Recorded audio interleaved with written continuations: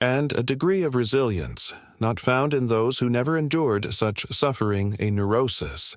In other words, is only a curse if we remain forever caught in it, but it will prove a blessing if we can find an escape. But the attitude change which is engendered by self-acceptance and the recognition of where we are heading if we remain neurotic is only the preparatory step on the road to recovery. The real solution lies in action. We must stop being mere observer of life, and at this stage, there is a tendency for those suffering from a neurosis to want to know exactly what tasks they should be fulfilling and what path in life they should follow.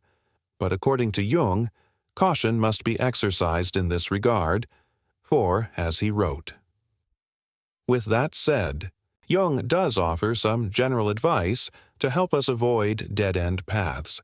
Firstly, he warned that the neurotic should be cautious of conformity. Some people are neurotic because of an acute sensitiveness to the inadequacies of the dominant way of life in their society, and hence, so long as they strive for conformity, they will remain trapped in their suffering. These individuals, according to Jung, are not ill because they lack the ability to live like anyone else, instead of following the well-worn path of conformity. But not all who are neurotic fall into the class of the bearers of new cultural ideals.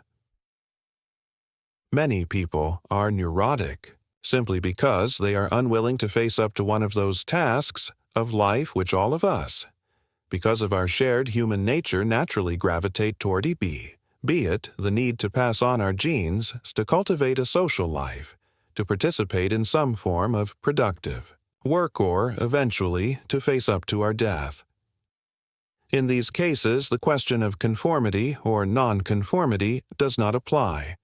Recovery is simply a matter of facing up to the life tasks we have for too long avoided, or as Jung put it, for those whose neurosis has led to a dramatic restriction in activity, the specific task which is chosen is not too important. We just need to find something to aim at, which can help effectuate a transition from the inner realms of our doubts, worries, and intrusive thoughts to the external world of people, places, and things. A useful practice in this regards was recommended by Jung's colleague Alfred Adler. We should imagine ourselves free of the neurosis and also free of the fear of social ridicule. In such a situation, what would we choose to do? Who would we want to become? We can even turn to our dreams and fantasies for clues as to the direction our life should take. For as Jung wrote, as we begin effectuating the extroversion that accompanies recovery, focusing our energy on living in the world instead of primarily in our head sour symptoms are likely to flare up. Many people, however, never heed the call of their neurosis, urging them towards a more fulfilling life, maintaining that before they can begin down this path, they must first conquer their symptoms. But if we agree with Jung's analysis that our symptoms are primarily the result of our choice to stand on the sidelines of life, then such an approach will likely fail. We have to accept that recovery will only be achieved if we are willing to move forward in the presence of our fear and anxiety, and in this regard, there is no formula for our deliverance, no advice that will turn the meek into the braver either. As Jung wisely noted, English all from Academy of Ideas, furthermore, surmounting a neurosis can nurture a resilience and inner fortitude seldom observed in those who have not encountered such challenges. Put differently, a neurosis represents a burden only if we stay perpetually entangled in its grip. Yet it can become a gift should we discover a means of liberation. Nevertheless, the shift in perspective brought about by embracing oneself and realizing the trajectory of a neurotic existence serves merely as the preliminary phase of healing. The genuine resolution emerges through action. We must transition from being passive onlookers of existence to active contributors.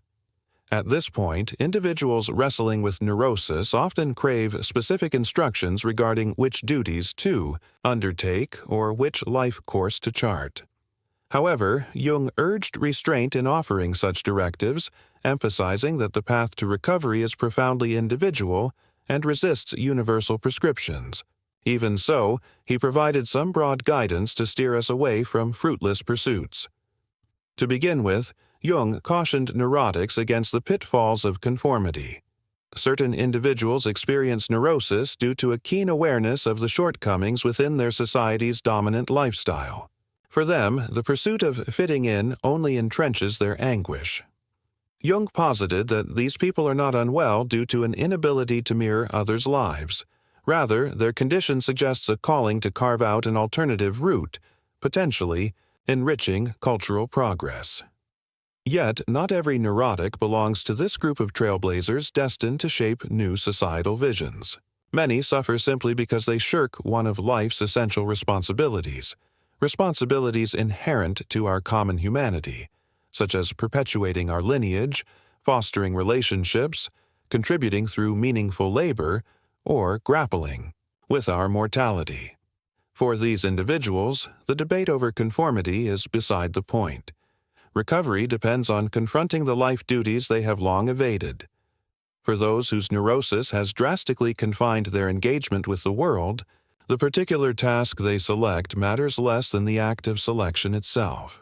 The priority is to identify a target, any target, that facilitates a shift from the internal landscape of doubts, fears, and persistent thoughts to the external realm of human connections, environments, and concrete realities. A practical approach, suggested by Jung's associate Alfred Adler, proves helpful here. Envision yourself unshackled from neurosis and the dread of societal scorn. In that unshackled state, what would you pursue? Who would you strive to be? Moreover, our dreams and imaginings can serve as signposts, illuminating the direction our lives might take, as Jung himself noted. As we start to embrace the outward orientation that marks recovery, channeling our efforts into interacting with the world rather than retreating into our minds, our symptoms may intensify. Yet, many disregard the summons of their neurosis to seek a richer existence, insisting they must first subdue their symptoms before stepping onto this path. If we accept Jung's perspective, however, that our symptoms largely stem from our choice to linger on life's periphery, such a strategy is doomed to falter. We must recognize that recovery demands pressing onward amid our fears and anxieties. In this pursuit, no universal blueprint ensures our freedom, nor does any counsel instantly transform hesitation into boldness. As Jung perceptively observed, the journey to wholeness is as distinct as the person undertaking it.